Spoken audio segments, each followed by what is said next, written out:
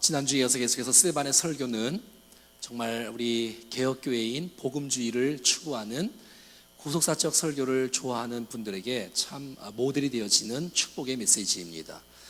유대인들의 그 메시지는 율법주의와 성전 중심과 이런 것들로 되어 있었지만 스데반은 이 모든 것들을 다 복음으로 정확하게 제시하고 대답하고 변론하고 설교하면서 그리스도를 믿는 사람들이 어떤 중심과 어떤 철학과 어떤 가치를 갖고 인생을 살아갈 것인지에 대한 부분들을 정확히 말씀해 주고 있습니다. 그러니까 유대인들은 사실을 자기들이 주님을 잘 믿는다고 생각했지만 결국 주님이 원하시는 올바른 신앙이 아니었고 다 자기 중심적이었던 것을 보게 되어지고요. 또 많은 사람들은 자기를 잘 안다고 생각하지만 결국 자신도 잘 모르고 하나님도 잘 모르고 하나님 도대체 무엇을 기뻐하는지를 잘 알고 해야 될 텐데 전혀 상관없는 모습으로 주님을 믿고 있는 모습이 혹시 여러분 저희들의 믿음이 아닌가를 한번 생각해 보면서 우리의 신앙을 좀 정리하고 어떤 시각으로 우리가 주님을 섬겨야 될지를 말씀을 통해서 우리가 배우기를 원하는 것입니다. 유대인들은 아브라함을 아주 자랑스럽게 여겼고 또 이스라엘 사람들은 그 승리의 백성, 자랑의 역사, 또 율법을 받은 민족, 위대한 역사라고 생각을 했지만 스데반의 메시지는 그렇지 않다. 아브라함이 위대하거나 너희들이 위대하지 않다. 선민이라 그래서 너희들만 이렇게 잘난 것이 아니다 하면서 도리어 유대인들의 그 사상과 정반대의 모습으로 설교하고 제시하고 있는 것이에요. 그러니까 각도가 다른 거예요. 이스라엘 백성들과 각도가 다른 거예요. 하나님의 구원 역사는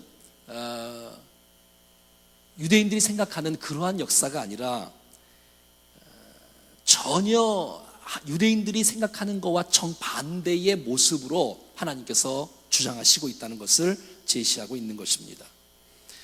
그러니까 유대인들은 하나님을 안다고 했지만 결국 하나님을 대적하는 모습으로 하나님을 대적하는 역사 말이죠.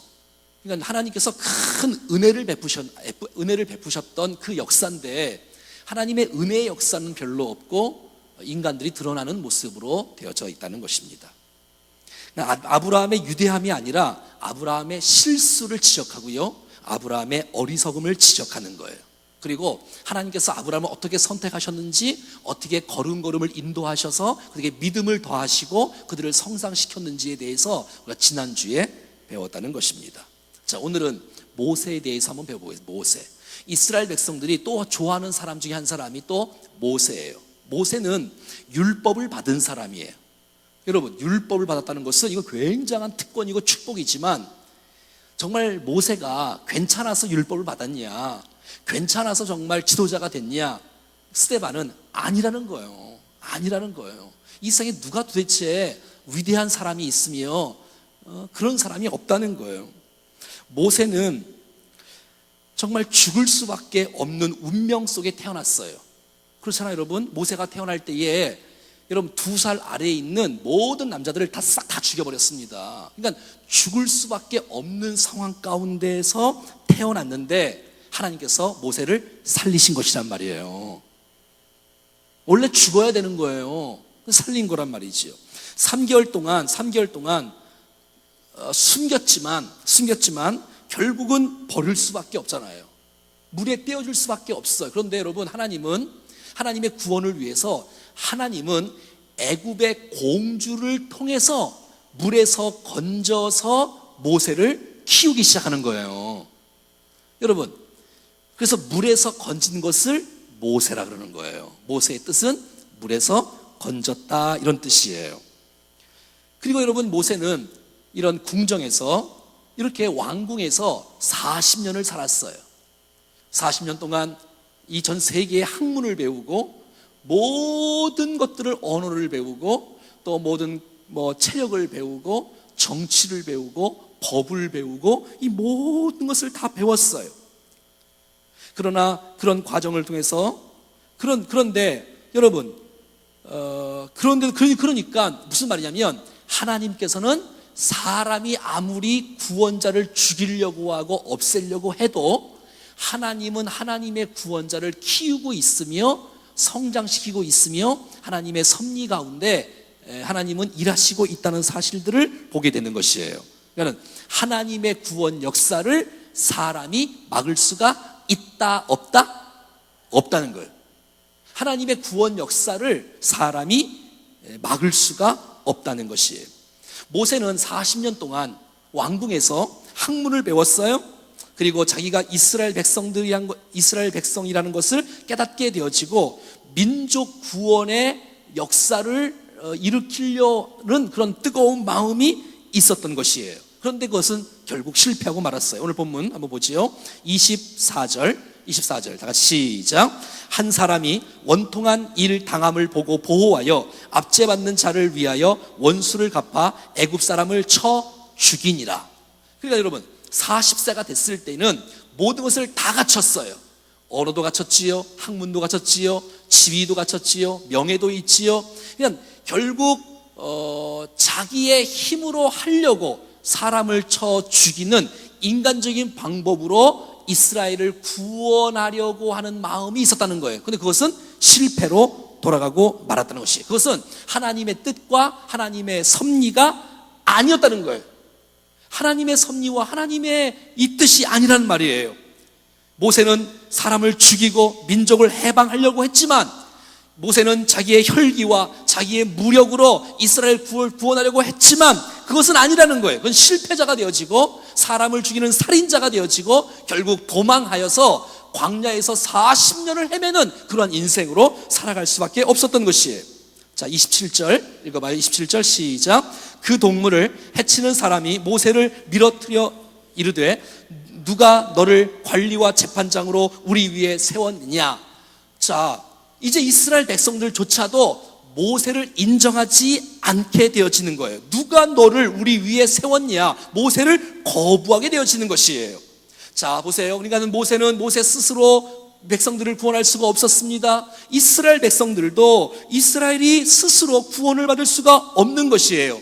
그랬을 때에 광야의 모든 과정들을 모세를 거치게 하는 거예요. 힘을 빼게 하지요. 그리고 40년을 거치고 나서 나중에 주님이 부르시고 있는 것을 우리 성경을 통해서 보게 되어지는 거예요. 40년을 광야에서 지내면서 미디안 광야에서 이드로의 양을 치면서 40년을 다니는 동안에 모든 꿈이 다 잃어버렸어. 모든 완전히 인생은 낙오되었고 좌절되었고 낙심되었고 모든 것은 완전히 다 끝났어요. 그때 하나님은 모세를 다시 만나주신 거예요. 자, 그러니 인간의 역사가 이스라엘 백성들을 구원하는 것이 아니라 하나님은 하나님의 일을 하나님께서 직접 하시는 하나님의 은혜의 메시지로 이스라엘이 계속해서 선포하고 있는 것이에요. 할렐루야.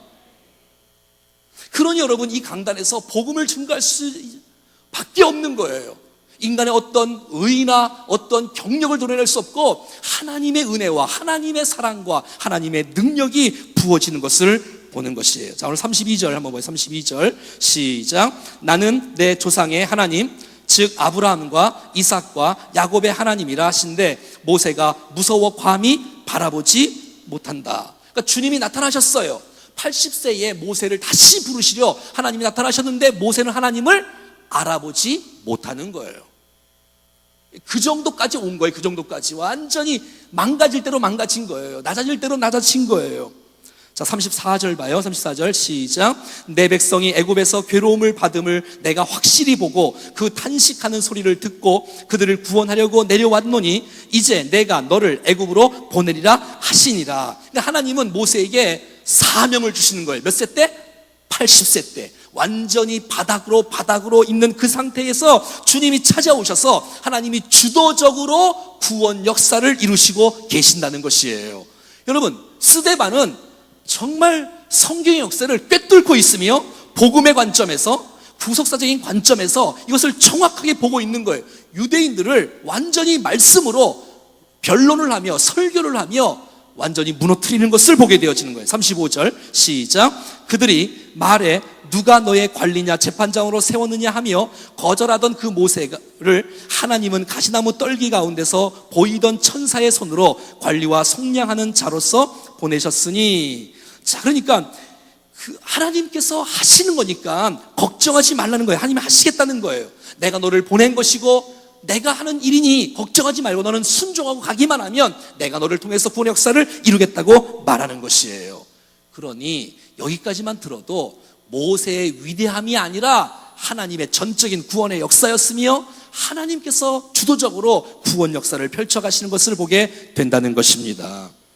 자, 그러니까 모세는 하나님을 다시 만나기 전까지는 하나님의 역사를 몰랐고 자기가 누군지도 몰랐고 다 몰랐어요. 여러분, 우리의 인생도 마찬가지예요. 하나님을 진짜 만나야 하나님을 정확히 알 수 있으며 하나님의 뜻을 알 수 있으며 사명을 알 수 있으며 나 자신을 알 수 있는 축복이 되는 줄로 믿습니다.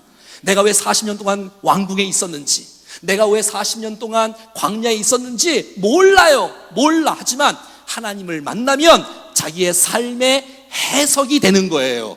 할렐루야. 아하, 하나님께서 그곳에 있게 하신 이유가 있구나. 아하, 나를 고난 가운데 넣으신 이유가 있구나. 하나님의 계획이구나. 하나님의 섭리이구나. 하나님 나를 준비시키는 과정이구나. 이런 사실들을 깨닫게 되어지는 축복을 갖게 된다는 것이에요. 하나님을 만나야 우리의 인생의 고난도 해석이 풀리는 줄로 믿습니다. 하나님께서 이스라엘 백성들을 구원하기 위해서 준비였구나는 사실들을 알게 되어져요. 어떻게 해요? 40년 동안 왕궁에서 왕자로 백성들을 지도하는 리더십을 다 배우는 거예요. 언어도 배우고 학문도 배우고 거기에 있는 모든 과정들을 배우기 시작하는 것이에요.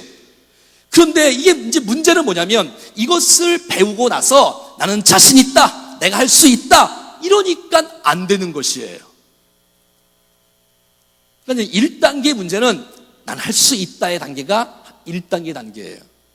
2단계 단계는 완전히 낙심해버리고 광야에서 40년을 보내는 동안에 양을 치면서 목자의 마음을 느끼기 시작하는 거예요.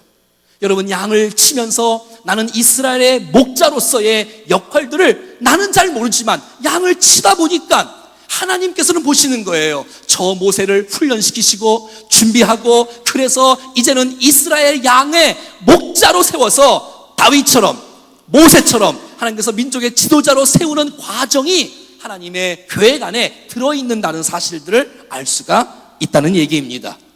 이게 2단계예요. 2단계 뭐라고요? 나는 할 수 없다는 것이에요. 1단계는 뭐라 그랬어요? 여러분 가운데 이런 사람 있잖아요. 혹시 나는 할 수 있습니다. 나는 할 수 있습니다. 이건 1단계. 2단계는 하하, 내가 고난을 당해보니 이건 완전히 나는 바닥이다. 완전히 난 낙오되었다. 난 소망이 없다. 좌절하고 낙심하고 나는 할 수 없어요. 나는 할 수 없어요. 이게 다가 아니에요. 여기는 2단계야. 3단계가 있는데 나는 할 수 없지만 하나님이 부르시고 하나님이 택하시고 하나님이 세우시고 하나님이 보내시고 하나님이 비전을 주시고 사명을 주시면 하나님 한번 순종하고 가겠습니다 라고 할 때에 하나님은 그 사람을 통해서 놀라운 사역들을 이루시고 있다는 것입니다. 할렐루야. 나는 할 수 없지만 하나님 안에서 할 수 있다. 하나님이 도와주셔야 가능할 수 있다. 이런 사실을 깊이 있게 경험할 때에 하나님께서 모세를 쓰신 것처럼 저와 여러분들을 사용하실 줄로 믿습니다. 자, 뿐만 아니라 오늘 38절 한번 읽어봐요. 38절 다 같이 시작. 우리 조상들의 모세에게 복종하지 아니하고자 하여 38절 시작. 시내 산에서 말하던 함께 광야 교회에 있었고 또 살아있는 말씀을 받아 우리에게 주던 자가 이 사람이다. 여러분, 오늘 이 38절은 유대인들에게는 굉장히 충격적인 메시지인 거예요. 이게 무슨 말이냐면 이 모세의 일정들 가운데 또 이스라엘 역사 가운데 율법이라는 것은 굉장히 중요한 하나의 분기점이 되어지는 거예요. 이스라엘 백성들에게 율법을 받았다. 난 율법을 받은 백성이다. 이거 굉장히 축복이에요. 하나님 말씀을 받았으니까 말이지요. 이런 놀라운 특권과 감동이 있잖아요. 그런데 이스라엘 백성들은 그 율법 때문에 구원을 받는 줄 알았어요. 그 율법이 정말 율법을 자랑하고 막 그랬단 말이지요. 그러나 하나님께서 율법을 주신 시점이 어딘가가 오늘 본문에 나오는 거예요. 시점이. 그리고 율법을 왜 주었는가를 오늘 본문 가운데 드러내고 있는 것이에요. 자, 보세요. 38절에 신의 산에서 말하던 그 천사와 우리 조상들과 함께 광야교회에 있었고 또 살아있는 말씀을 받아 우리에게 주던 자가 이 사람이다. 이게 무슨 말이냐면 지금 신의 산에서 십계명 율법을 받은 때가 언제냐면 출애굽 이전입니까? 출애굽 이후입니까? 크게 출애굽 전이에요? 출애굽 후예요? 당연히 출애굽 후지요. 이 광야에서 받았잖아요. 광야에서 그걸 무슨 말입니까? 율법의 시점은 구원받기 전이 아니라 율법은 구원받은 사람에게 주어진 하나님의 축복이라는 것이에요. 그러니 유대인들이 틀렸다는 거예요. 율법 때문에 구원을 받는 것이 아니라 구원받은 백성들에게 하나님의 사람으로 살아가고 주님을 위해서 훈련되어지고 준비하고자 하나님께서 그들에게 율법을 주셨다는 것이에요. 할렐루야. 이거 굉장히 중요한 거예요. 유대인들에게서는 여러분. 그러니까 모든 과정들을 주님이 먼저 택하시고 부르셔서 주신 거하고 처음부터 주셔서 한 거하고는 완전히 다른 것이란 말이지요. 역사적으로 증명하는 거예요. 시간적으로 증명하는 거예요. 여러분, 이스라엘은 율법을 통해서 구원을 받는다고 생각했지만 그렇지 않다는 것이에요.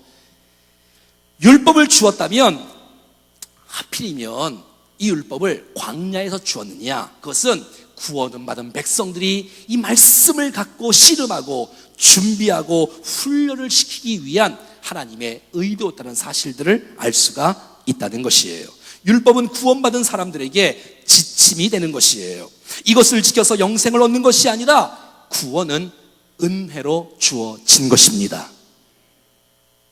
그러니까 유대인들이 생각하는 구원관과 스데반이 생각하는 구원관은 완전히 다른 것이에요. 사랑하는 여러분, 우리의 구원은 남자나 여자나 어른이나 아이나 또 명예가 있거나 없거나 모든 사람들에게 동일하게 하나님의 은혜로 주어지는 하나님의 축복이고 선물인 줄로 믿습니다. 우리가 받은 은혜와 모세가 받은 은혜와 다윗이 받은 은혜와 바울이 받은 은혜는 모두가 다 같다는 것입니다. 여러분, 이런 분이 혹시 안 계세요? 목사님, 하나님께서 저 같은 것도 사랑하실까요? 이렇게 묻는 분 있잖아요. 저 같은 것도 사랑하실까요? 그럼요, 여러분. 그럼요. 여러분, 잘났다고 말하는 의인보다 하나님 앞에서 부족하다고 하는 죄인들을 하나님은 더 사랑하시는 줄로 믿습니다. 그러니까 부르심에는 몽땅 다 은혜야. 아브라함도, 모세도, 아니 다윗도 모두가 다 죄인으로 출발되었고 하나님이 찾아오셨고 정말 부족하고 부족한 짝이 없는 그들을 주님이 선택하시고 키우시고 부르셨던 이런 모든 과정은 저와 여러분들을 부르신 것과 똑같습니다. 우리가 어떻게 잘난 게 뭐가 있겠어? 아무것도 없어. 하나님이 먼저 찾아오셨고 우리를 다듬으시고 훈련시켰다는 것입니다. 그러니 여러분, 뿌리에 있어서는 똑같은 거예요. 오직 전적인 하나님의 은혜인 것이에요. 이제 구원받은 이후에 사명을 따라 훈련을 많이 받은 사람은 구원이 아니라 쓰임받는 과정의 성숙의 과정에서 좀 차이가 있을 뿐이지 출발점은 몽땅 다 죄인이었고 하나님의 전적인 은혜인 줄로 믿습니다. 그래서 구원에는 수준이 없어요. 인간의 다른 어떤 조건도 없다는 것이에요. 그러나 율법주의는 그 율법주의는 근거가 자신의 근거를 해요. 이게 틀린 거예요. 자신의 근거와 하나님의 전적인 은혜의 근거랑은 완전히 다른 것이에요. 이스라엘 백성들은 율법 자체를 소중히 여겨요. 이것을 지키면 구원을 받는다고 생각을 해요. 하지만 스데반의 메시지는 그렇지 않아요. 율법은 훈련의 과정이라는 것이에요. 문제는 이 훈련을 잘 받았는가 이 율법을 지켰는가를 보면 되는데 아니라는 것이에요. 율법을 지킬 수가 없지요. 39절 다 같이 시작. 우리 조상들이 모세에게 복종하지 아니하고자 하여 거절하며 그 마음이 도리어 애굽으로 향하고. 이스라엘 백성들이 율법을 뭐 했다고요? 율법을 뭐 했다고? 거절했다고. 그러니까 못 지켰다는 거예요. 지킨다고 그렇게 애를 썼지만 결국 못 지켰다는 거예요. 그리고 모세를 거절했다는 것은 율법의 대표인 모세이기 때문에 율법을 거절한 거란 말이지요. 40년 동안 이스라엘 백성들이 행한 것은 율법을 지킨 일이 아니라 율법을 지킬 수 없다는 것을 깨닫는 거예요. 그러니까 결국은 광야에서 했던 일은 이스라엘 백성들은 원망과 불평과 우상 숭배의 죄밖에는 없는 거예요. 인류의 역사, 죄의 역사인 것이에요. 옳은 일을 한 것 같지만 하나님 앞에서 완전히 온전하지 않다는 것이에요. 이것이 너희들이 율법에 대한 자세라는 것을 지적하고 스데반은 있는 것이에요. 율법의 구원의 근거가 아닌데 자신의 의를 자랑하고 한다는 것은 율법의 율자도 모른다는 거예요. 스데반이 말하는 메시지는. 사랑하는 여러분, 한 사람이 실력이라는 것을 드러난다는 것은 시험을 해보면 알아요. 시험을 해보면 알아. 시험지를 딱 주고 문제를 풀어봐. 그러면 실력이 다 드러나. 이게 100점짜리인지 빵점인지. 겉으로는 100점짜리처럼 보이지만 시험 보면 완전히 빵점짜리가 너무 많잖아요. 그 이스라엘 백성들이 지금 그런 상태에 있다는 것이에요. 다 아는 것 같지만 시험 봤는데 빵점이라는 거예요. 빵점이라는 거예요. 전혀 하나님의 의도를 알지 못하는 시각으로 신앙생활을 하고 있는 거예요. 옛날 방식대로 그대로 말이지요. 모세를 거절했고 율법을 불순종했고 율법을 자랑의 근거로만 살았어요. 이것은 율법의 빵점. 몇 점? 빵점. 옛날에 점수 받은 거하고 좀 비슷하지 않아요? 율법을 통해서 자신이 죄인됨을 모르고 율법을 통해서 율법을 안다고 생각하는 것, 이거는 말이 안 되는 거예요. 율법주의의 최후는 결국 순종이 아니었고 율법주의의 최후는 결국은 불순종이었다는 거예요. 율법주의의 최후는 기쁨이 아니라 계속해서 진노만 있을 뿐이에요. 사랑하는 여러분, 정말 우리에게 스데반이 갖고 있는 이 기독교적인 관점, 이 복음적인 관점, 이 구속사적인 관점으로 함께 말씀을 보는 여러분들을 축하합니다. 이건 축복이에요, 여러분. 축복이에요. 율법으로 말씀을 보지 않고 하나님의 복음으로 볼 수 있는 눈이 열렸다는 것은 이건 굉장한 축복이 아닐 수가 없어요. 유대교의 위험성은 결국 율법의 완성이신 예수 그리스도를 거부하고만 것이에요. 그것이 율법의 완성인데, 율법 때문에 죄를 깨닫고 율법 때문에 정말 나는 도저히 할 수 없구나라는 사실을 깨닫고 하나님이 보내주신 대안이신 예수 그리스도 앞에 자신을 굴복하고 믿고 의지하고 나와야 되는데도 불구하고 예수 그리스도를 거부하고만 것이에요. 그리고 선민의식과 율법의식으로만 자랑하고 행위를 자랑하고 있는 유대인의 모습을 이 스데반은 정확하게 지적하고 그 신앙은 옳지 않다라고 선포하고 있다는 것입니다. 나는 아무것도 아니다. 오직 예수 그리스도만이 길이다. 오직 예수 그리스도만이 진리다. 오직 예수 그리스도만이 생명이다. 그분 아니고서는 우린 주님 앞에서 떳떳이 설 사람도, 용서받을 수 있는 사람도, 구원 얻을 수 있는 사람도, 의롭게 될 수 있는 사람도 단 한 사람도 없다는 사실들을 믿어야 된다는 것입니다. 십자가를 붙들지 않고는 우리 금방 찬송 부른 대로 빈손 들고 앞에가 빈손 들고 나와서 십자가를 붙드는 거예요. 그런데 여러분, 십자가를 붙들지 않고 끝까지 율법을 붙잡고 있으면 안 되는 것이에요. 율법의 결국은 불순종이에요. 율법의 결론은 뭐냐? 진노를 받을 수밖에 없다는 것이에요. 그러니까 신앙의 적은 율법주의예요. 그런데 이 시대에도 역사가 오랜 교회나 신앙생활을 오래 한 사람들의 마음속에는 율법주의가 다 들어있어요. 그러니까 신앙생활을 오래 한 사람들이 경고받아야 될 메시지라는 거예요. 우리가 정말 얼마나 큰 죄인인지, 내가 말씀 앞에 얼마나 불완전한 존재인지를 날마다 말씀 앞에 깨닫고 자기의 부족함을 내놓고 내가 정말 붙잡을 수 있는 근거는 오직 예수 그리스도밖에 없다는 사실을 믿고 주님 앞에 나올 때에 우리의 마음은 겸손하게 신실하게 주님을 섬길 수 있는 사람이 될 수가 있다는 것입니다. 그러니까 여러분, 율법주의는 무서운 거예요.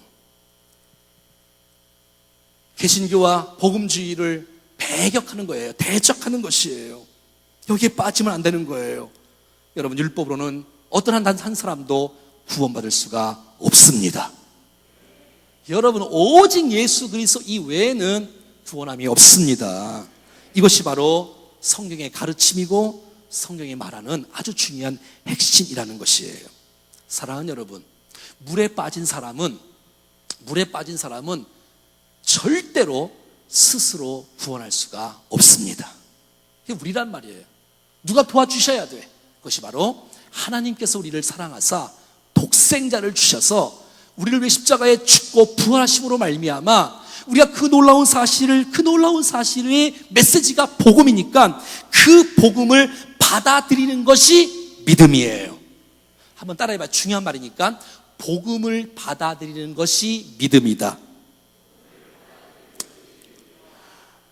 이것을 아는 것이 진정한 행복이다. 이것을 전하는 것이 사명이다. 할렐루야.